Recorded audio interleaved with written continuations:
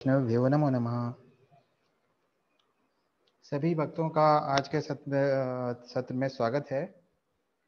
और आज हमारा चर्चा का विषय है कि चैतन्य महाप्रभु का क्या मंतव्य था और कैसे उन षटकोशों के द्वारा उनके माध्यम से ये मंतव्य और उनकी शिक्षाएं उन्होंने कैसे जो है बताई। तो जय राधा माधव से आरंभ करके हम मंगलाचरण करेंगे और उसके बाद विषय पे चर्चा करेंगे। जय राधा माधव कुंज बिहारी, जय राधा माधव कुंज बिहारी, जय गोपीजन वल्लभ गिरवरधारी, जय गोपीजन वल्लभ गिरवरधारी, यशोदानंदन व्रजजनरञ्जन, यशोदानन्दन व्रजजनरञ्जन, जमुनातीरावनचारि, जमुनातीरावनचारि, जय राधा माधव कुञ्ज बिहारी, जय राधा माधव कुञ्ज बिहारी। हरे कृष्ण कृष्ण कृष्ण हरे हरे, हरे राम राम राम हरे हरे, हरे कृष्ण कृष्ण हरे हरे,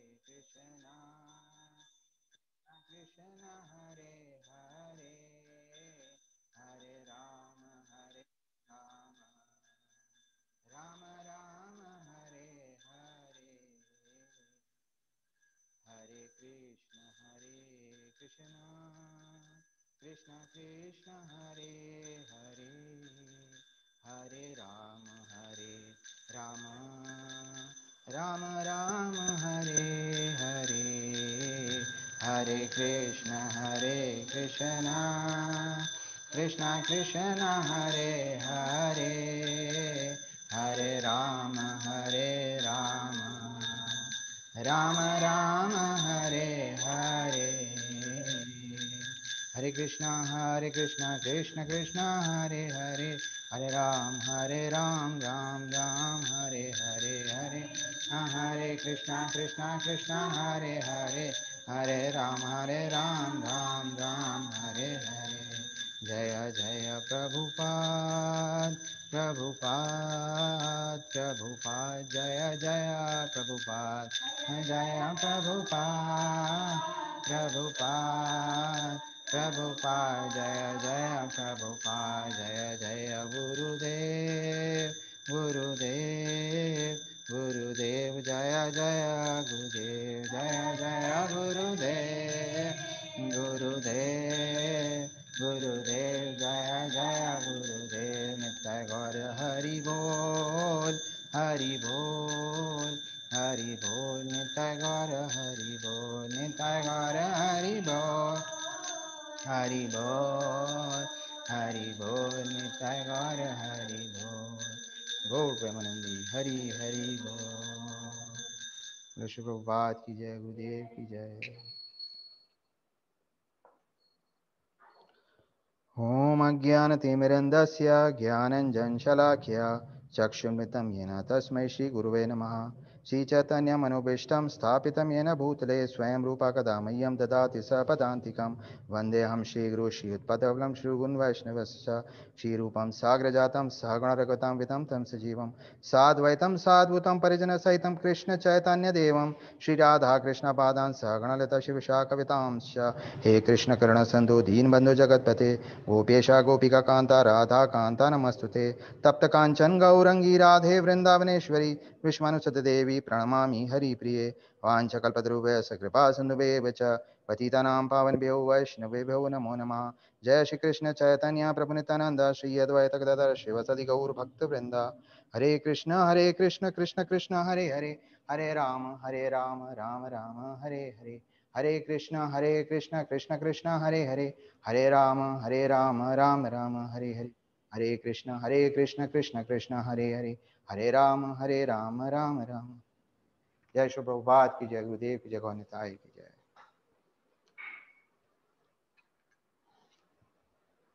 तो आज का सत्र आरंभ करते हैं हम इस चर्चा से कि चैतन्य महाप्रभु ने यहाँ जन्म लिया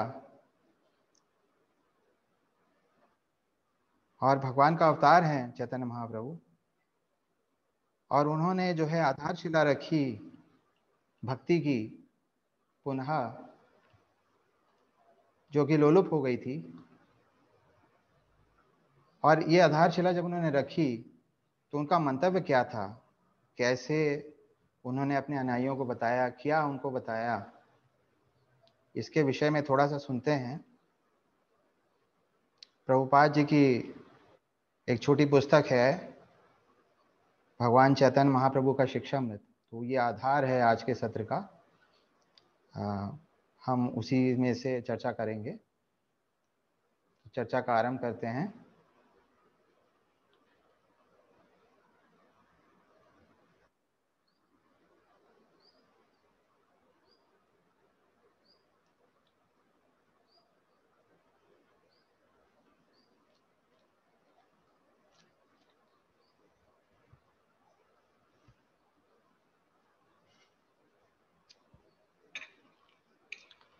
तो हम सभी जानते हैं कि लगभग 500 वर्ष पूर्व जो है चैतन्य महाप्रभु जो हैं इनका आविर्भाव हुआ और हरि नाम का प्रचार किया, प्रसार किया। अपने गुरु के आज्ञा पर इन्होंने ग्रंथ और सिद्धांत बहुत कम लिखे, लेकिन इन्होंने अपने अनुयायियों को अपना मंतव्य बता दिया। तो उनके मुख्य अनुयायी जिन्होंने ग्रंथों का संकलन किया, नए ग्रंथ लिखे, ये थे षट गोस्वामी। तो ये 6 गोस्वामी थे जिन्होंने जो है महाप्रभु की परंपरा जो है उसकी आधारशिला रखी। तो ये कौन थे ये 6 गोस्वामी, थोड़ा समझते हैं इनके बारे में। ये वैष्णव भक्त थे, कवि एवं प्रधान प्रचारक थे, और इनका कार्यकाल 15वीं और 16वीं शताब्दी में था। वृंदावन जो था इनका कार्य केंद्र था, और चैतन्य महाप्रभु ने जिस गौड़ीय वैष्णव संप्रदाय की आधारशिला रखी थी उसके संपोषण में उनके षट गोस्वामियों की अत्यंत अहम भूमिका रही। तो जो व्यवहारिक रूप प्रदान किया षट गोस्वामियों ने किया, और जो सिद्धांत दिए वो षट गोस्वामियों ने दिए। और 6 गोस्वामी थे। ये 6 गोस्वामी थे: रूप गोस्वामी, सनातन गोस्वामी, रघुनाथ भट्ट गोस्वामी, जीव गोस्वामी, गोपाल भट्ट गोस्वामी, रघुनाथ दास गोस्वामी।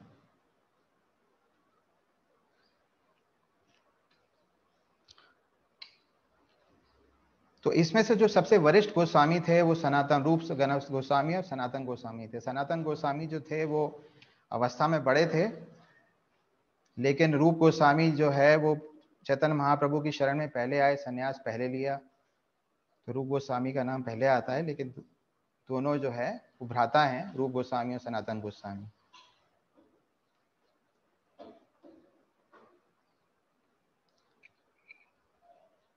तो भागवत, श्रीमद् भागवत तो चैतन्य महाप्रभु के आने से पहले भी थी, और श्रीमद् भागवत कथा कही जाती थी, और हरि नाम भी चैतन्य महाप्रभु से पहले लोग लेते थे। लेकिन जैसा हमने और प्रवचनों में सुना कि चैतन्य महाप्रभु को अद्वैताचार्य और श्रीवास पंडित जो है इन्होंने बड़ी प्रार्थनाएं करी कि कोई भगवान स्वयं जन्म ले और कलयुग में, कली काल में जो है इसका प्रचार प्रसार फिर से पुनः करें, और जो है जो लोलुप हो चुका था ये भक्ति का जो परंपरा, उसको वापस पुनः स्थापित करें। तो षट गोस्वामी जो थे, इनमें से जो सबसे वरिष्ठ थे रूप गोस्वामी और सनातन गोस्वामी, ये दक्षिण के एक ब्राह्मण परिवार से थे जो कि बंगाल में आके अपने आप को व्यवस्थित हो गए थे। और इनको जो है, क्योंकि ये बड़े विद्वान थे, तो बंगाल के नवाब हुसैन शाह ने जो है वह बलपूर्वक इनको जो है अपना मंत्री बना लिया, विभिन्न प्रकार की चेतावनियां देके कि ये अगर ये नहीं इनका संग सहयोग करेंगे नवाब के संग, तो इनको जो है ब्राह्मणों को और वैष्णवों को सताया जाएगा, यातनाएं दी जाएंगी। इस प्रकार से इन्होंने बलपूर्वक जो है इनको जो है अपना मंत्री बना लिया। ना सिर्फ मंत्री बना लिया, बल्कि लगभग मंत्री बनने से इनका धर्म परिवर्तन हो गया और इनका नाम भी दे दिया गया। और ब्राह्मणों में जैसी प्रथा है कि इनको जो है सनातन धर्म से लगभग निकाल दिया गया। तो सनातन गोस्वामी का नाम रखा गया सरकार मलिक और रूप गोस्वामी दबीर खास।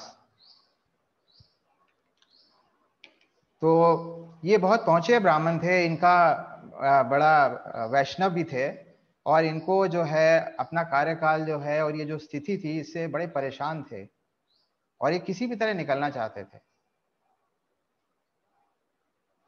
तो ये इस बड़ी विकट परिस्थिति से निकलने के लिए, लेकिन हम जानते हैं कि आज के काल में भी अगर किसी का धर्म परिवर्तन हो जाए सनातन धर्म से दूसरे धर्म में, तो कोई भी व्यक्ति उसे आसानी से वापस नहीं लेता है। और ये तो 500 साल पहले की बात है।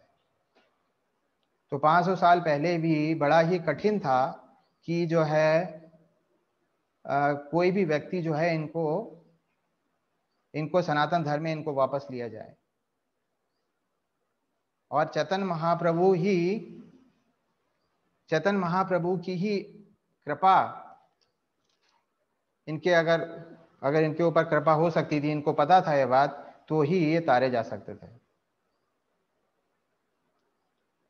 तो चैतन्य महाप्रभु को जब ये नवाब की सेवा में थे, तो उन्होंने चैतन्य महाप्रभु को एक गुप्त संदेश भेजा कि वह अपनी परिस्थिति से निकलना चाहते हैं।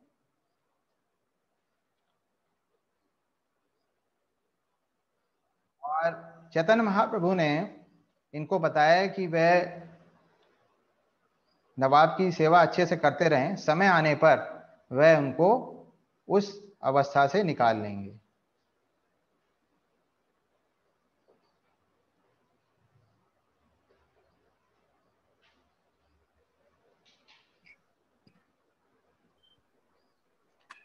और किसी तरीके से दोनों ही भाइयों ने बड़ा ही योजना बनाई। रूप गोस्वामी ने पहले क्या किया कि अपने सारा धन जो था, जो नवाब की सेवा में उन्होंने अर्जित किया था, वो निकाल लिया और एक नाव में बैठ के वो निकल गए सारा धन लेके, जिसमें से 50% धन जो है उन्होंने अपने लिए रखा, 50% बहुत उन्होंने वैष्णव और पंडितों के लिए रखा, और 50 बाकी का बचा हुआ 50% धन जो है उसको उसमें से 25% जो है वह उन्होंने आपातकाल स्थिति के लिए रख लिया, और 25% जो है, एक चौथाई जो है अपने संबंधियों को दे दिया। तो प्रभुपाद जी लिखते हैं कि ये जो है आ, ऐसे ही सब वैष्णवों को करना चाहिए। जो भी वो धन अर्जित करें, अगर वो समुचित रूप से धन अर्जित कर रहे हैं, तो लगभग 50% जो है उन्हें कृष्ण भावनामृत को, आंदोलन को प्रचार प्रसार में लगाना चाहिए।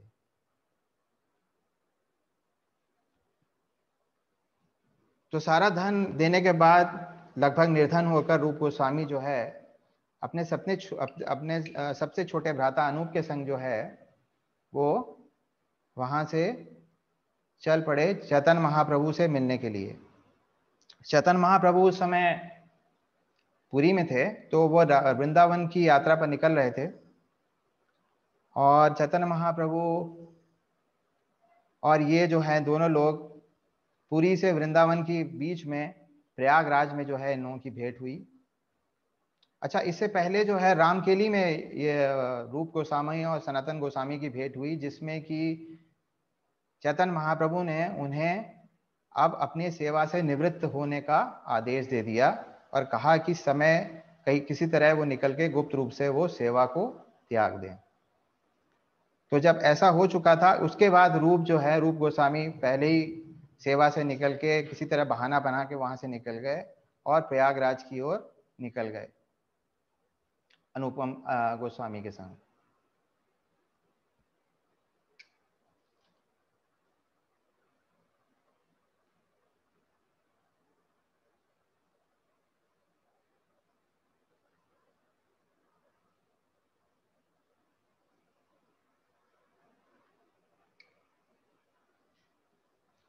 सनातन गोस्वामी अभी पीछे रह गए और नवाब की सेवा में वो फंसे रहे, और वह बाद में निकले हैं, क्योंकि उनके लिए 10,000 मुद्राएं अलग से जो है वो रूप गोस्वामी ने अलग से रखी हुई थी, जिससे वह किसी तरह से वहां से निकल सके।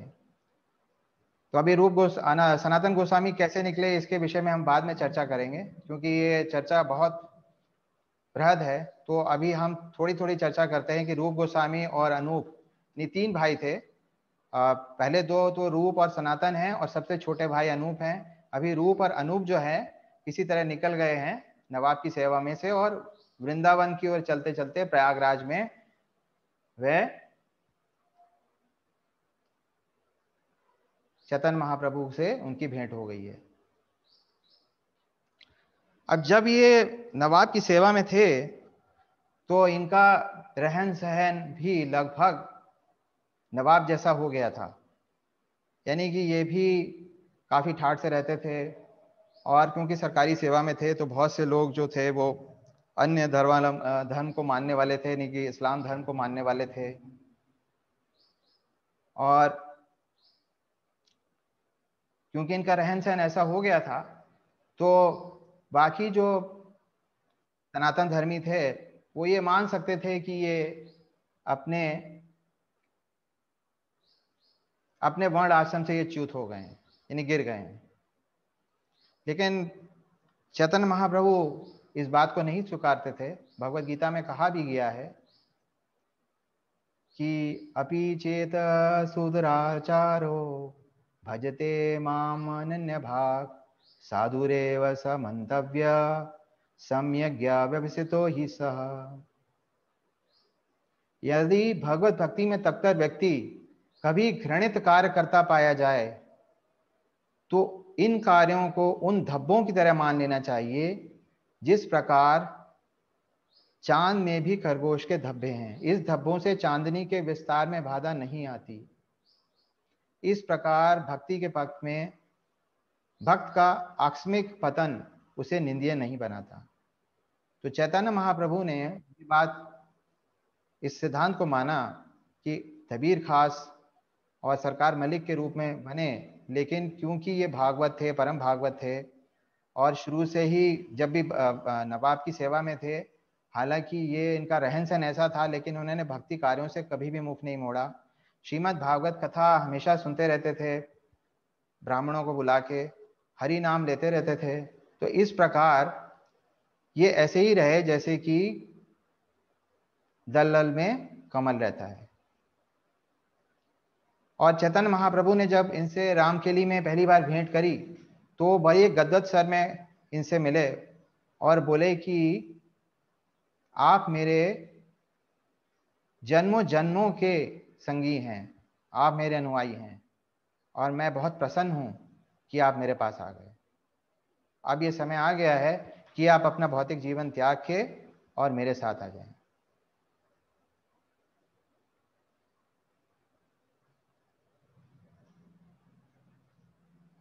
तो रूप और सनातन गोस्वामी उनसे रामकेली में जब मिले तो उनके चरणों में पड़ के उन्होंने माफी मांगी और बताया कि हम बहुत पतित हैं। तो चैतन्य महाप्रभु ने उनके लिए उनसे क्या कहा, इसको हम सुनते हैं, उनके क्या विचार।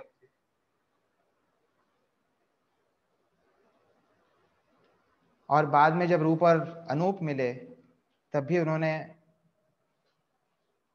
चैतन्य महाप्रभु ने उनके विषय में ये कहा कि भले ही कोई संस्कृत वैदिक साहित्य का बहुत बड़ा विद्वान क्यों ना हो, यदि उसकी भक्ति शुद्ध नहीं है तो वह मेरा भक्त नहीं माना जा सकता। भले ही कोई व्यक्ति चांडाल परिवार में जन्मा हो, वह भी मुझे अत्यंत प्रिय है।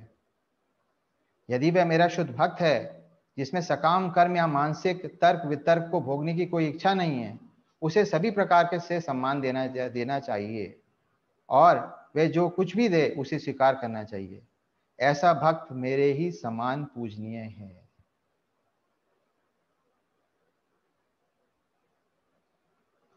न मे भक्तस्य चतुर्वेदी मद्भक्तस्य पच प्रियः तस्मै देयं ततो ग्राह्यं स च पूज्यो यथा ही अहम।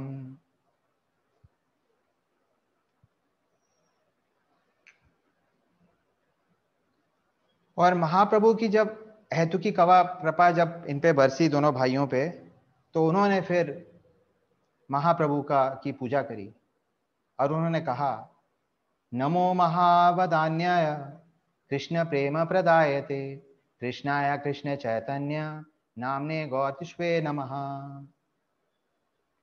हे परम दयालु अवतार, आप स्वयं कृष्ण हैं, जो श्री कृष्ण चैतन्य महाप्रभु के रूप में प्रकट हुए हैं। आपने श्रीमती राधा रानी का गौर वर्ण धारण किया है और आप कृष्ण के शुद्ध प्रेम का उदारता से वितरण कर रहे हैं। हम आपको सादर नमस्कार करते हैं।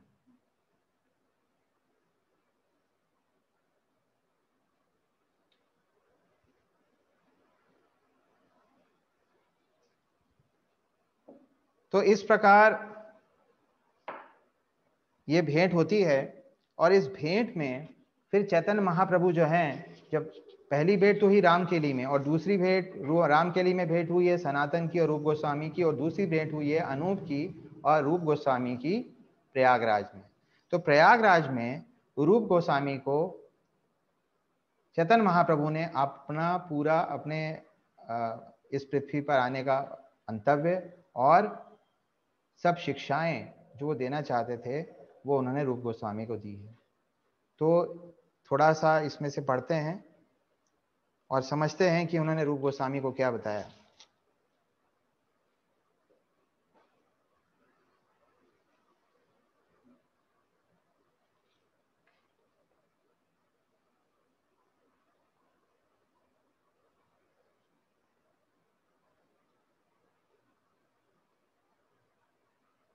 तो रूप गोस्वामी को चैतन्य महाप्रभु ने बताया, अब ये पूरा धर्म का सार ही बताया। 10 दिन तक ये जो है भेंट हुई है और 10 दिन में चैतन्य महाप्रभु ने रूप गोस्वामी को वो सब कुछ बताया जो कि रूप गोस्वामी ने अगले 40 वर्षों तक जिसके ऊपर सारे सिद्धांत की पुस्तकें लिखी हैं। तो चैतन्य महाप्रभु आरंभ करते हैं, वो कहते हैं कि प्रिय रूप, भक्ति विज्ञान का ये असीम एक सिंधु जैसा है, यानी ये पूरा सागर है जिसका ओर छोर पाना असंभव है। फिर भी उसमें से एक बूंद लेकर मैं उस सागर का वर्णन करने का प्रयत्न करूंगा। इस प्रकार उसका आस्वादन कर तुम ये जान जाओगे कि भक्ति रसमृत सिंधु का स्वरूप वस्तुतः क्या है। तो फिर श्री गौर सुंदर महाप्रभु ने बताया कि इस ब्रह्मांड में असंख्य जीव हैं जो अपने कर्म फल के अनुसार एक योनि से दूसरी योनि और एक लोक से अन्य लोक में निरंतर देहांतर कर रहे हैं। इस प्रकार प्राकृत जगत के बंधन में वे अनंत काल से बंधे पड़े हैं। ये जीव वस्तुतः परमात्मा के परमाणु भिन्न अंश हैं। तो इस संबंध में चैतन्य महाप्रभु ने ये श्लोक बताए, कुछ बांग्ला में है और कुछ जो है संस्कृत में है। बांग्ला में उन्होंने बोला, एता ब्रह्मांड भरी अनंत जीव गणा 84 लक्ष योनिते करिए भ्रमण। इस ब्रह्मांड में 84 लाख योनियों में असंख्य जीव हैं और वे सारे इस ब्रह्मांड के भीतर भ्रमण करते रहते हैं। और इसके तात्पर्य में प्रभुपाद जी लिखते हैं वो श्लोक जो महाराज हमको बताया करते थे समय समय पर, जलजा नवलक्षाणि स्थावरहा लक्ष विंशति क्रम्यो रुद्रा संख्यकः पक्षिणां दशलक्षणं त्रिंशल्लक्षाणि पशवः चतुर्लक्षाणि मानुषः। तो जल में रहने वाली योनियां 9 लाख हैं, स्थावरों की संख्या 20 लाख है, कीड़े तथा सरीसृपों की योनियां 11 लाख हैं और पक्षियों की 10 लाख, चापायों की योनियां 30 लाख तथा मनुष्यों की 4 लाख हैं। इनमें से कुछ योनियां एक ग्रह में हो सकती हैं तो दूसरे में नहीं, किंतु हर हालत में ब्रह्मांड के सारे ग्रहों में, यहाँ तक कि सूर्य पर भी जीव विद्यमान होते हैं। ये वैदिक ग्रंथों का निर्णय है। तो महाराज बताते थे कि हमारे शास्त्रों में जितनी योनियां हैं इसकी संख्या जो है गिनी गई है, और सारे ब्रह्मांडों में। तो हमारा जो सनातन धर्म है ये बड़ी वैज्ञानिक रूप से इसके अंदर सारी संख्याएं पाई जाती हैं। आज के समय में जो आधुनिक वैज्ञानिक हैं उनमें लगभग 30 से 35 लाख योनियों की खोज कर ली है। अन्य योनियों की खोज नहीं हुई है, और अन्य ग्रहों पे कितनी योनियां हैं उसकी संख्या अभी तक वैज्ञानिक नहीं जान पाए, क्योंकि वहां तक वैज्ञानिक पहुंच ही नहीं पाए। लेकिन चैतन्य महाप्रभु ने और उससे पहले हमारे शास्त्रों में इसकी पूरी बड़ी अच्छे से व्याख्या की गई है कि कितने तरह के वृक्ष हैं, कितने कीड़े हैं, कितने तरह के मनुष्य हैं, कितने चौपाए हैं, सब कुछ बताया गया, कितने उड़ने वाले जीव हैं। तो सारी योनियों की संख्या पूर्ण रूप से बताई गई है। तो जो भी चैतन्य महाप्रभु बता रहे हैं वो बड़ी वैज्ञानिक रूप से सही बात बता रहे हैं। और हालांकि वो आगे जो बताएंगे वो भौतिक नहीं है, लेकिन वो भी वैज्ञानिक रूप से उसको सिद्ध किया जा सकता है।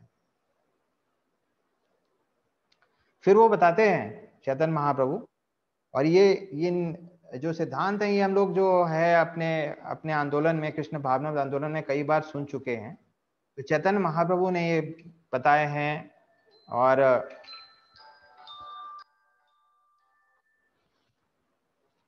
ये लिखते हैं केशग्रह शत एक भाग पुनः शत अंशः करी तार सम सूक्ष्म जीवेर स्वरूप विचारी।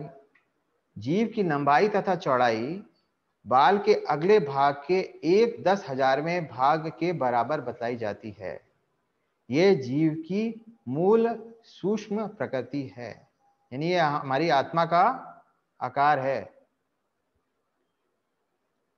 और फिर उन्होंने बोला केशग्रह शत भागस्य शत अंश सदृशात्मकः जीव सूक्ष्म स्वरूप अयमः संख्या अतितः ही चित्तकण।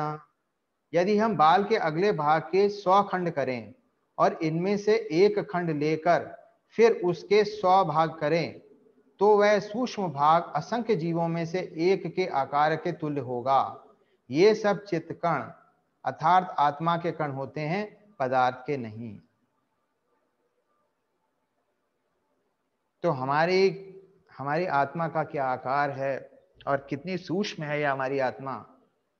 और आत्मा ही सब कुछ है, क्योंकि भौतिक संसार जो है वो तो नश्वर है, भौतिक शरीर भी नश्वर है। और चैतन्य महाप्रभु जो है उससे पहले भागवत तो है, लेकिन चैतन्य महाप्रभु एक प्रथम श्रेणी के भागवत बन के, एक भक्त बन के हमको बता रहे हैं कि कैसे भागवत धर्म को निभाया जाता है। और सारे सिद्धांत जो हैं चैतन्य महाप्रभु के पास हैं, क्योंकि वो भगवान हैं, ये दशा रहे हैं। फिर चैतन्य महाप्रभु बताते हैं यद्यपि जीवों में से मनुष्यों की संख्या अत्यल्प है, किंतु इस विभाग की ओर आगे विभाजित किया जा सकता है, क्योंकि मलेच्छ, पुलिंद, बौद्ध तथा शबर जैसे अनेक असभ्य मानव हैं। अब ये 4 लाख योनियों में भी कई सारे ऐसे विभाग किया जा सकता है, इसको मतलब विभाजित किया जा सकता है मानव समाज को, कि वह पूरे पूरे रूप से सभी ही नहीं है। और मनुष्यों में जो लोग वैदिक नियमों का पालन करने वाले हैं उन्हें सभ्य माना जाता है। इनमें से आधे लोग दिखावा करते हैं और इन सिद्धांतों के विरुद्ध सभी तरह से पाप कम करते हैं। ऐसे लोग विधि विधानों की परवाह नहीं करते और वैदिक ज्ञान के अनुयायियों में से अधिकांश सकाम कर्म की विधि का अनुसरण करते हैं और अच्छे तथा बुरे काम में अंतर करते हैं। ऐसे अनेक निष्ठावान सकाम कर्मियों में से कोई एक हो सकता है जो वास्तव में ज्ञानी हो। तो चैतन्य महाप्रभु बता रहे हैं कि ये कितना गूढ़ रहस्य है, ये कितना छिपा हुआ रहस्य है कि इतने सारे योनियां हैं और इन योनियों में मनुष्यों की 4 लाख योनियां हैं, और मनुष्यों में भी से आधे से ज्यादा तो सभ्य है ही नहीं, और जो सभ्य हैं वैदिक नियमों को मानने वाले उसमें भी दिखावे वाले बहुत हैं, और उसमें से भी जो है जो कुछ मानने वाले हैं वो सकाम कर्मी हैं।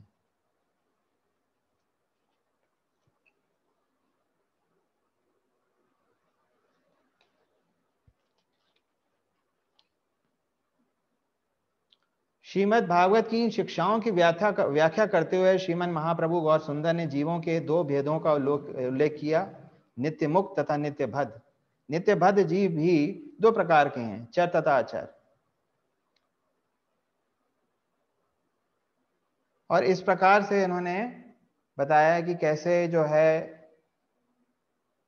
कुछ ही ऐसे मनुष्य होते हैं जो सकाम कर्मी होते हैं, जो वैदिक नियमों को मानते हैं।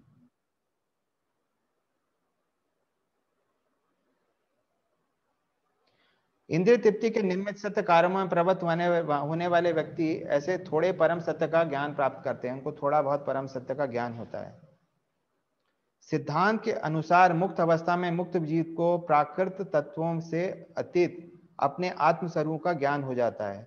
केवल सिद्धांत रूप से इस मत को मानने वाले जीव भी मुक्त कहा जा सकता है। अब चैतन्य महाप्रभु बताते हैं कि वो बोलते हैं, कोटि ज्ञानी मध्य अह्य एक जन मुक्ता, कोटि मुक्ता मध्य दुर्लभा एक कृष्ण भक्ता। तो उन्होंने बताया है कि ये सकाम कर्मी होते हैं, फिर उसमें निष्काम कर्मी होते हैं। निष्काम कर्मियों में भी कुछ ऐसे होते हैं लाखों करोड़ों में जो कृष्ण भक्त होते हैं।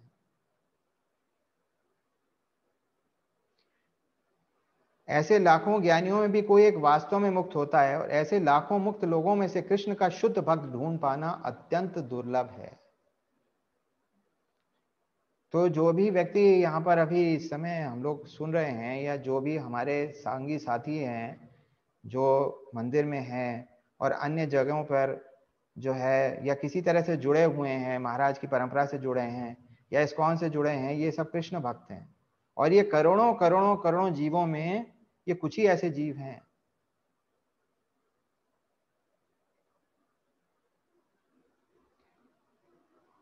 क्योंकि इससे पहले ज्ञान की अवस्था आती है, और ज्ञान की अवस्था में भी तीन प्रकार का ज्ञान होता है, ब्रह्मेति परमामेति भगवान इति शब्दते। परम सत्य सत्य वस्तु का वर्णन ब्रह्म परमात्मा तथा भगवान के नाम से किया जाता है। निराकार ब्रह्म तथा परमात्मा विषय ज्ञान तब तक अपूर्ण माना जाता है जब तक मनुष्य पूर्ण पुरुषोत्तम भगवान के ज्ञान के स्तर तक नहीं आता। इसलिए इस श्लोक में स्पष्ट हो गया है कि कोटि मुक्त मध्य दुर्लभा एक कृष्ण भक्ता। जो लोग निराकार ब्रह्म अंतर्यामी परमात्मा के ज्ञान की खोज करते हैं वे निश्चित रूप से मुक्त माने जाते हैं, किंतु अपने अपूर्ण ज्ञान के कारण श्रीमद् भागवत में उन्हें विमुक्त मानी न कहा गया है, क्योंकि उनका ज्ञान अधूरा होता है। तो भक्त का ज्ञान होता है कि भोक्ताराम यक तपसाम सर्वलोक महेश्वरम सूरदम सर्वभूतानाम ज्ञात्वाम शांति मृत्यति। यानी कि भगवान ही सब भोक्ता हैं, भगवान ही सभी यज्ञों के भोक्ता हैं, भगवान ही सबके सूरद हैं। और चैतन्य महाप्रभु बताते हैं कि जो कृष्ण भक्त है वो भगवान पर ही निर्भर करता है। और वो बोलते हैं, प्रभुपाद जी अपने तात्पर्य में बोल रहे हैं कि नारायण की कृपा से भक्त इस भौतिक संसार में सर्वोत्तम ऐश्वर्यपूर्ण स्थिति में होता है। धूर्त लोग नारायण तथा उनके भक्त से ईर्ष्या करते हैं, किंतु भक्त नारायण के अन्य भक्त को प्रसन्न करने का प्रयास करता है, क्योंकि वह जानता है कि नारायण के प्रतिनिधि को प्रसन्न करने पाने पर वह सीधे भगवान नारायण को प्रसन्न करता है। अतः भक्त अपने गुरु को सर्वोत्तम सुविधाएं प्रदान करता है। भारी व्यक्ति जो नारायण के विषय में कोई जानकारी नहीं रखते, वे नारायण तथा उनके भक्त से ईर्ष्या करने लगते हैं। फलस्वरूप जब वे देखते हैं कि नारायण का भक्त ऐश्वर्य युक्त स्थिति में है, तब वे और अधिक ईर्ष्यालु हो जाते हैं। किंतु जब नारायण का भक्त ऐसे मूर्खों से यह कहता है कि मेरे पास आओ और मेरी ही जैसी सुविधाजनक स्थिति में रहो, तो वे मना कर देते हैं। क्यों? क्योंकि वे अवैध संबंध, मांसाहार, नशा तथा जुआ खेलना नहीं छोड़ सकते। अतः भौतिकतावादी व्यक्ति नारायण परायण का संग नहीं अपनाता, यद्यपि वह भक्त की भौतिक स्थिति से ईर्ष्या करता रहता है।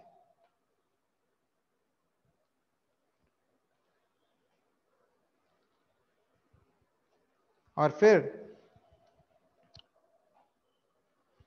चैतन्य महाप्रभु जो है वो 191 श्लोक जो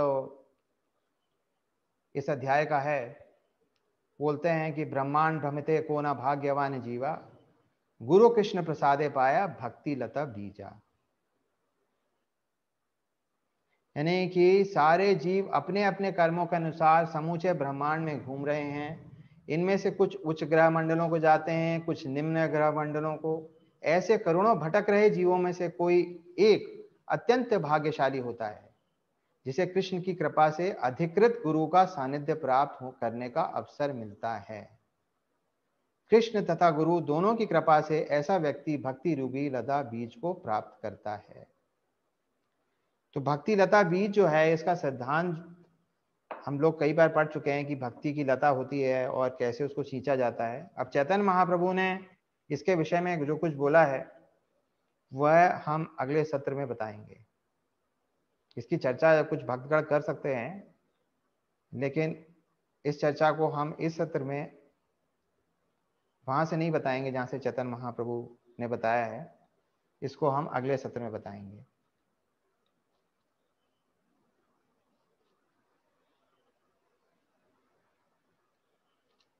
ये तात्पर्य है इसी श्लोक का। जब हम ब्रह्मांड कहते हैं तो हमारा आशय समूचे ब्रह्मांड से या करोड़ों ब्रह्मांडों के समूह से होता है। सारे ब्रह्मांडों में असंख्य ग्रह होते हैं और इन ग्रहों में जल, स्थल या वायु में असंख्य जीव बसते हैं। करोड़ों तथा अरबों जीव सभी जगह हैं और ये सभी माया द्वारा जन्म जन्मांतर अपने सकाम कर्मों के फलों को भोगते रहते हैं। यह तो भौतिक रूप से बद्ध जीवों की स्थिति है। यदि इन असंख्य जीवों में से कोई वास्तव में भाग्यवान होता है तो वह कृष्ण की कृपा से प्रामाणिक गुरु के संपर्क में आता है।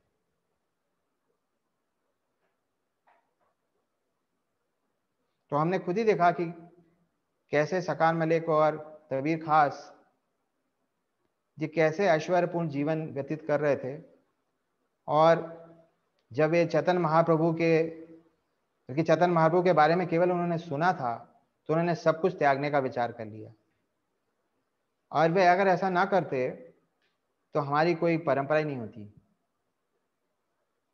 क्योंकि षट गोस्वामी ही पंच तत्वों के बाद षट गोस्वामियों की ही परंपरा से हमारी परंपरा आगे बढ़ी है। तो हम लोगों ने पिछले सत्र में इस बात की चर्चा की थी कि कैसे सनातन गोस्वामी ने एक पारस के पत्थर को चिंतामणि को कूड़े के ढेर में फेंक दिया था, क्योंकि उन्होंने हरि नाम को ज्यादा मूल्यवान माना था। तो ये षट गोस्वामी अगर हरि नाम को ना मानते होते तो वो कैसे अपने ऐश्वर्यपूर्ण जीवन को त्याग कर और लगभग नगण्य धन लेके वृंदावन की ओर प्रस्थान कर जाते। तो जो भी कुछ चैतन्य महाप्रभु कह रहे हैं ये एकदम सत्य है कि भक्ति लता का जो बीज है वो अत्यंत ही भाग्यवान व्यक्ति को प्राप्त होता है।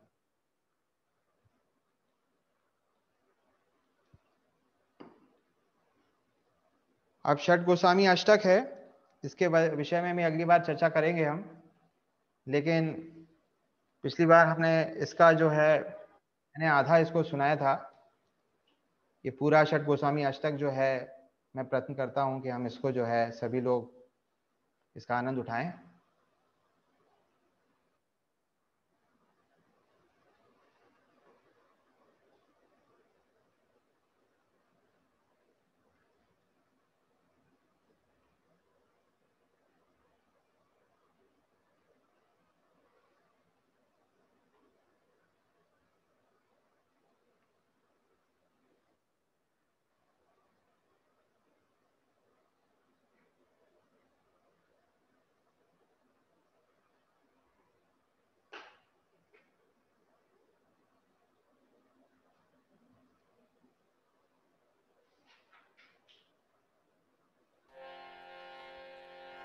कृष्णो कीर्तन गान नर्तन परो प्रेमामृताम्भो निधि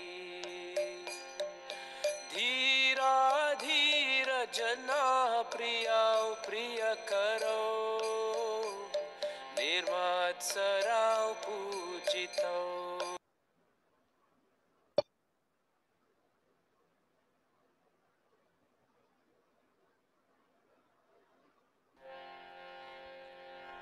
कृष्णो कीर्तन गान नर्तन परो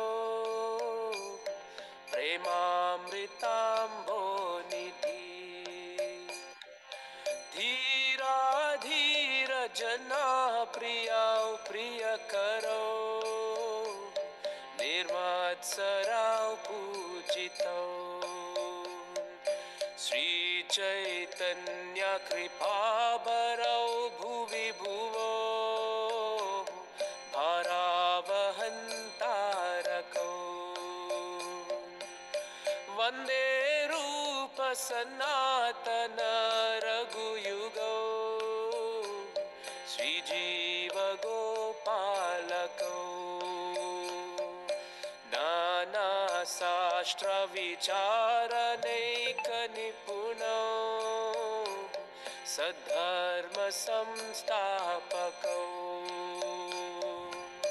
लोकानां हितकारिणौ त्रिभुवने मन्यौ शरण्याकरौ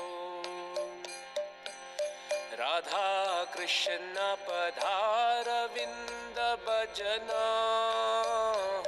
नन्देन मत्तालिकौ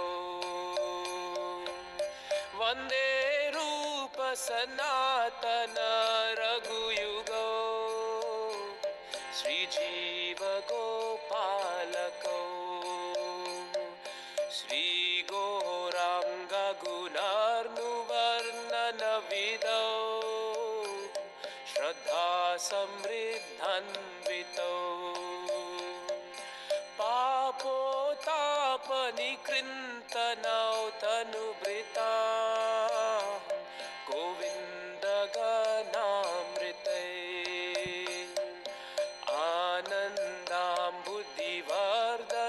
आनन्दाम्बुधिवर्धनैकनिपुणौ कैवल्यनिष्ठारकौ वन्दे रूप सनातन रघुयुगौ श्रीजीव गोपालकौ त्यक्त्वा तूर्णमशेषमण्डलपति श्रेणिं सदा तुच्छवान् भूत्वा दीनगणेशकौ करुणया कौपीनकन्ताश्रितौ गोपीभावरसामृता बिलरहि कैलोलमग्नौ मुहुः वन्दे रूप सनातन रघुयुगौ श्रीजीव गोपालकौ कूजत् कोकिलहंस सरसगना कीर्णे मयूराकुले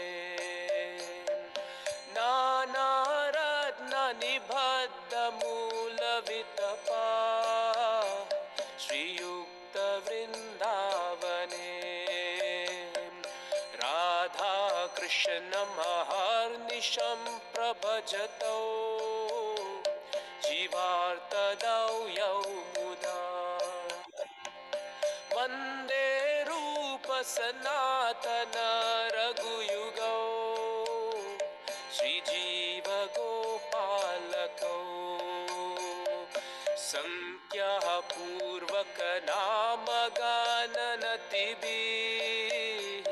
कलावशान कृतौ निद्राहार विहारकादिविजितौ जद्यन्तदीनौ चयौ राधा कृष्ण गुणास्मृते मधुरिमा नन्देन सम्मोहितौ वन्दे रूप सनातन रघुयुगौ श्रीजीव गोपालकौ राधा कुन्द तथे कलिन्द तनया तीरे च वंशीवती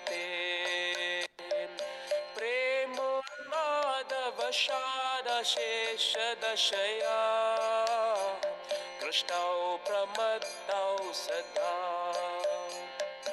गायन्तौ च कथा हरे गुणवरम् भवाभिभूतौ मुदा वन्दे रूपसनातन रघुयुगौ श्रीजीवगोपालकौ हे राधे व्रज देविके च ललिते हे नन्दशूनो कुतः श्रीगोवर्धनकल्पपादपतले कालिन्दिवाने कुतः गोसन्ताविति सर्वतो व्रजपुरे खेदै महावीवलौ वन्दे रूपसनातन रघुयुगौ श्रीजीवगोपालकौ वन्दे रूपसनातन रघुयुगौ श्रीजीवगोपालकौ वन्दे रूपसनातन रघुयुगौ श्रीजीवगोपालकौ श्रीजीवगोपालकौ श्रीजीवगोपालकौ।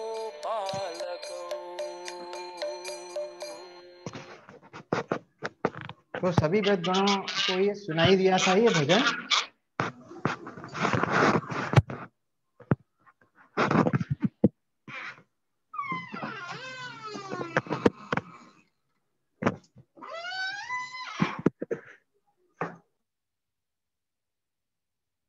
सभी भक्तगणों को ये भजन सुनाई दिया? यस प्रभु जी। अच्छा, तो ये काफी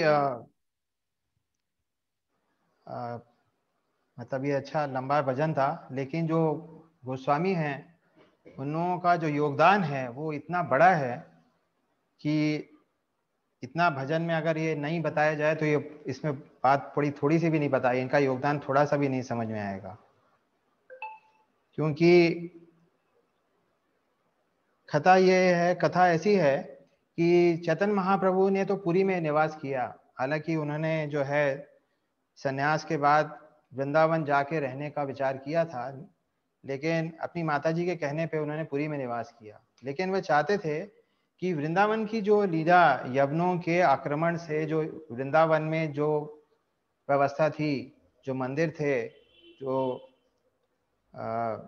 उसकी जो महत्व था वो यवनों के आक्रमण से खत्म हो गया था और वे चाहते थे कि उसको पुनर्जागृत किया जाए। तो ये सारा कार्य जो है उन्होंने षट गोस्वामियों को सौंपा था। तो हमने अभी केवल रूप गोस्वामी को उन्होंने क्या शिक्षा दी उसके विषय में सुना, लेकिन जो दूसरा बड़ा कार्य उन्होंने दिया था उनको और सारे षट गोस्वामियों को कि कैसे वो वृंदावन के अंदर जितनी भी चीजें लुप्त हो गई हैं, जितनी भगवान की जो मंदिर हैं या भगवान की जो लीला स्थली हैं वो लुप्त हो गई हैं, उनको फिर से वो उजागर करें। तो इसका थोड़ा सा जो अनुवाद मैं पढ़ता हूँ उससे थोड़ा सा ज्ञात होगा कि इन षट गोस्वामियों ने क्या योगदान दिया, और फिर हम इसे अगले सत्र में इसकी चर्चा को आगे बढ़ाएंगे। मैं श्री रूप सनातन रघुनाथ भट्ट, रघुनाथ दास, श्री जीव एवं गोपाल भट्ट नामक इन 6 गोस्वामियों की वंदना करता हूँ जो श्री कृष्ण के नाम, रूप, गुण, लीलाओं के कीर्तन, गायन एवं नृत्य पारायण थे। प्रेमामृत के समुद्र स्वरूप थे। विद्वान एवं अविद्वान रूप सर्वसाधारण जन मात्र के प्रिय थे तथा सभी के प्रिय कार्यों को करने वाले थे। मात्सर्य रहित एवं सर्वलोक पूजित थे। श्री चैतन्य देव की अतिशय कृपा से युक्त थे और भूतल पर भक्ति का विस्तार करके भूमि का भार उतारने वाले थे। तो चैतन्य महाप्रभु की जितना भी मंतव्य था, ऐसा कहा जाता है जो भी उनके मन में था वह उसको, उन विचारों को, उन सिद्धांतों को उन्होंने क्रियान्वित किया, पुस्तकों में लिखा और उसे बढ़ाया आगे।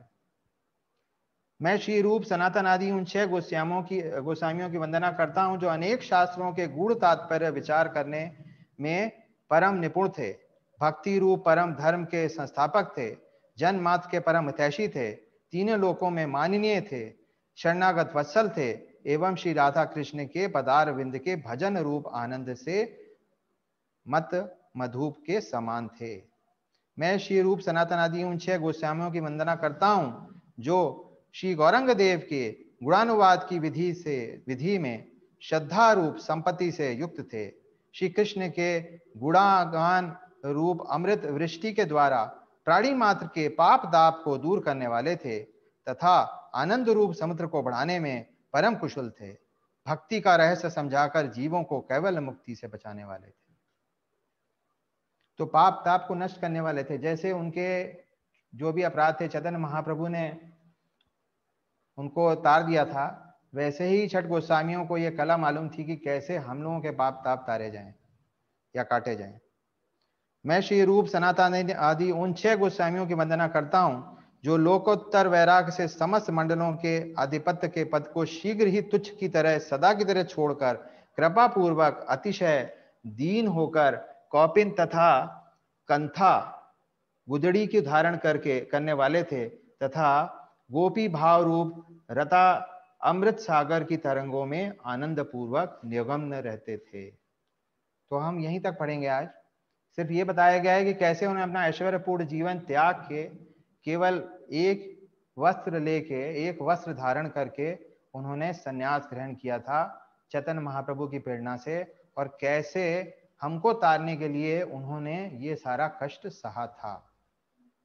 अरविंद गोस्वामियों के विषय में बहुत सारा बृहद पुस्तकें हैं और बहुत जो सिद्धांत हैं जिनकी चर्चा की जा सकती है, वो हम अन्य सत्र के लिए अभी छोड़ते हैं। बस हम इतना समझ लें कि ये षट गोस्वामी जो थे स्तंभ थे हमारे आंदोलन के, और इनके बिना कोई संभव नहीं था कि हमारा आंदोलन जो है वो चैतन्य महाप्रभु के मंतव्य को और जो भी वह चाहते थे उसको क्रियान्वित हो पाए। तो यह इसके लिए बहुत ही इनकी महत्वपूर्ण भूमिका थी। और यहीं पे मैं जो है आज का जो अपना सत्र है उसको विराम देता हूँ, अपनी वाणी को विराम देता हूँ, और चाहता हूँ कि और जितने भी विद्वानगण हैं वह अपना मंतव्य रखें, अपने विचार रखें, टीका टिप्पणी बताएं। हरि बोल। हरे कृष्णा। हरे कृष्णा। अगर किसी का कोई प्रश्न है या कोई कमेंट है तो आप कर सकते हैं, हम और 5-6 मिनट वेट करेंगे।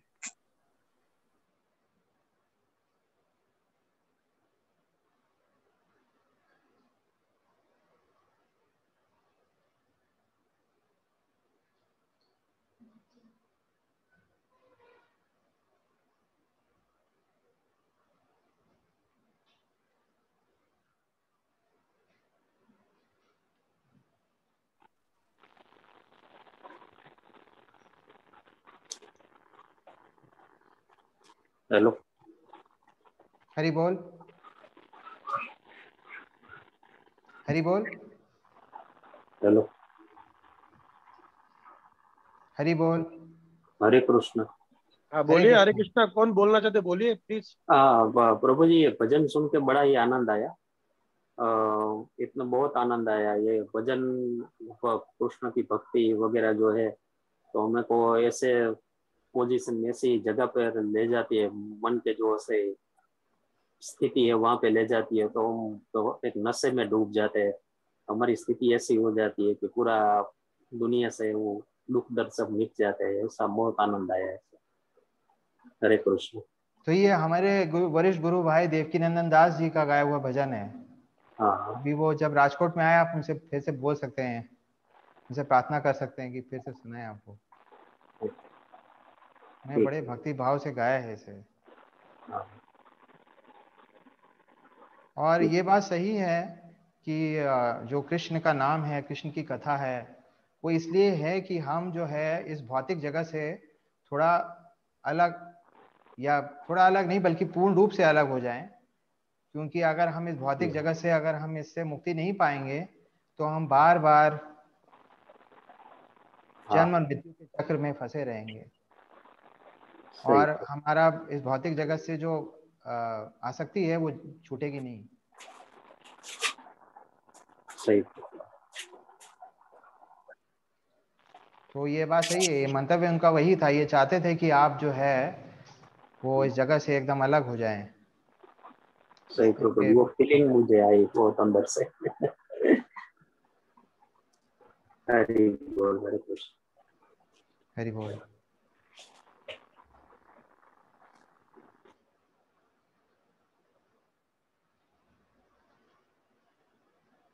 सर्वेश्वर प्रभु अपने विचार आप रखेंगे?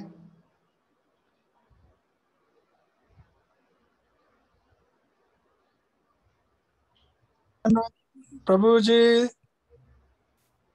दंडवत प्रणाम। दंडवत प्रणाम। जय। वास्तव में विचार क्या रखें, विचार रखने जैसी कुछ बात छोड़ते ही नहीं आप। अब विस्तार से सारी चीजें समझा देते हैं।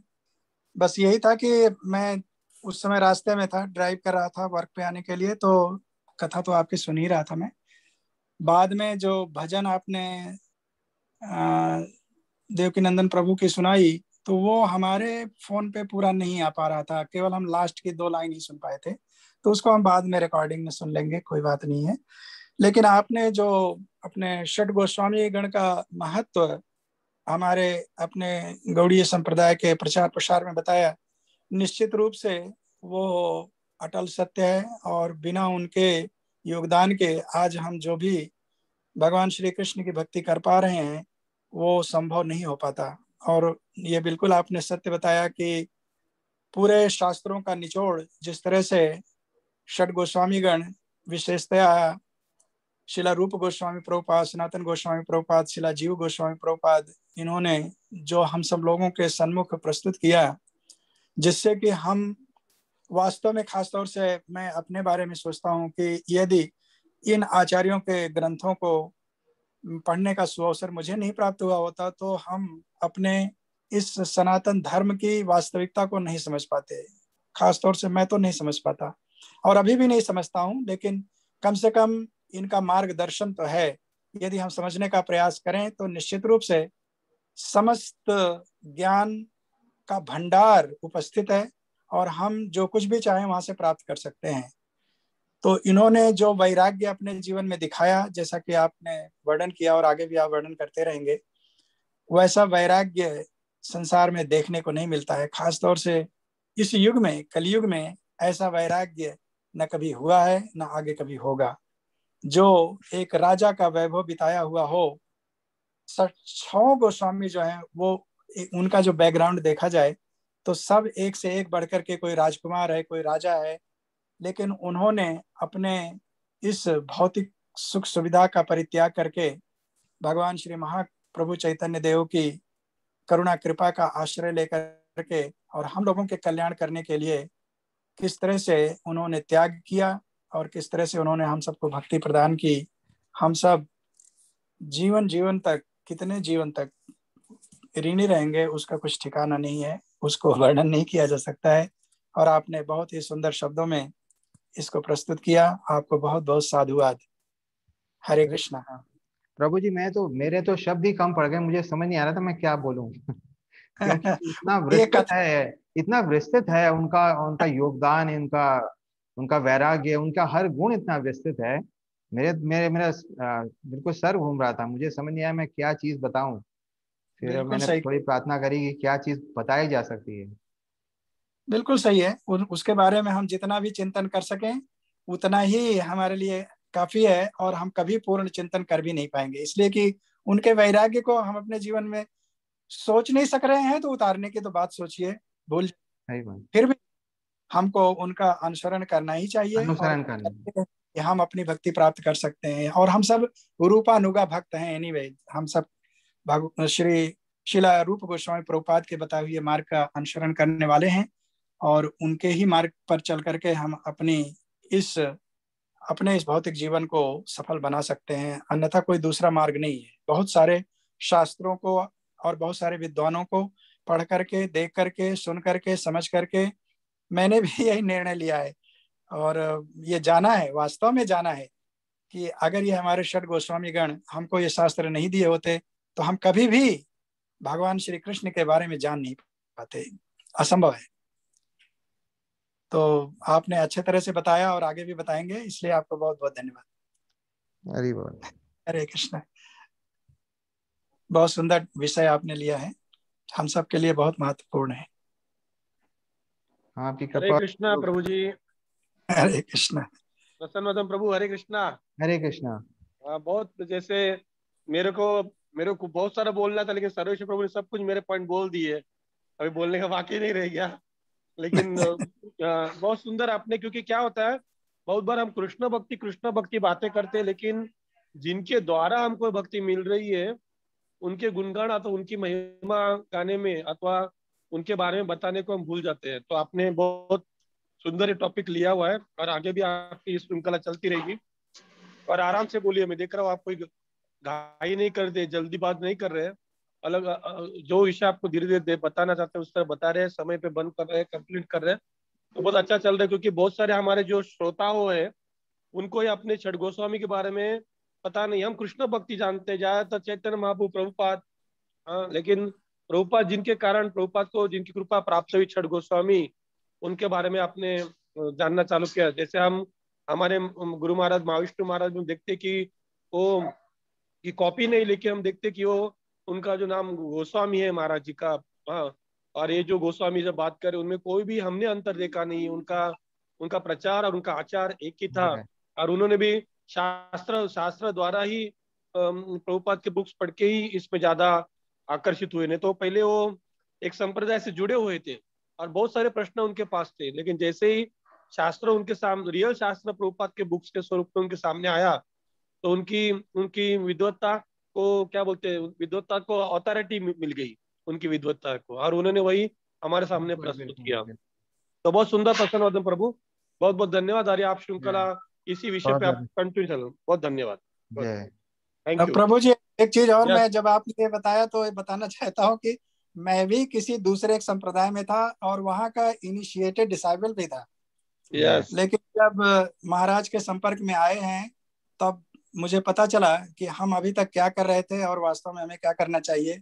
तो मुझे उस संप्रदाय को छोड़ने में कोई दिक्कत नहीं हुई, कोई हिचकिचाहट नहीं हुई। यहाँ तक कि मैं इनिशिएटेड था फिर भी मैंने छोड़ दिया उसको क्योंकि मैंने देखा कि वास्तविकता जीवन की कहाँ पर है और कहाँ पर नहीं है। जब उसका मुझे ज्ञान हुआ तो मैंने जो सही लगा मुझे उसको हमने पकड़ा और जो मुझे सही नहीं लगा उसको छोड़ दिया। बहुत बढ़िया, thank you Prabhu ji, thank you अरे Prabhu, thank you Bhavik. Yes yes, okay. तो अब हम ये लेक्चर की पूर्णाहुति की तरफ आगे बढ़ते हैं, लेकिन एक छोटी सी कमेंट मैं भी करना चाहता हूँ कि अभी जो सारी बात आज इनिशिएशन की इतनी सारी आई है, तो आज का ही महाराज जी का कैलेंडर है, उसमें भी महाराज जी बता रहे हैं the main characteristic of sober person is that even in hesitating circumstances he is not agitated. This is initiation. Otherwise what is the use of initiation? Nothing else to be learned, you have to learn this first. आज हमारी भी ये चर्चा में इतनी सारी initiation की बातें हुई। महाराज जी ने सुबह कैलेंडर में भी ये इनिशिएशन के बारे में ही कहा था कि अगर इनिशिएशन का सही बार में अर्थ क्या है वो। तो हम अब ये लेक्चर की तरफ आगे बढ़ते हैं। तो मैं इस्कॉन मंदिर राजकोट के प्रमुख श्री वैष्णव सेवा प्रभु जी की तरफ से प्रसन्न वदन प्रभु जी का खूब खूब धन्यवाद करना चाहता हूँ, जिन्होंने इतना सुंदर लेक्चर दिया। प्रभु जी से फिर से नेक्स्ट सेशन में वापस मुलाकात होगी, तब तक के लिए सबको हरे कृष्ण। हरे कृष्ण। हरे कृष्ण। नाम पाएंगे वैष्णव देव नमः। जय।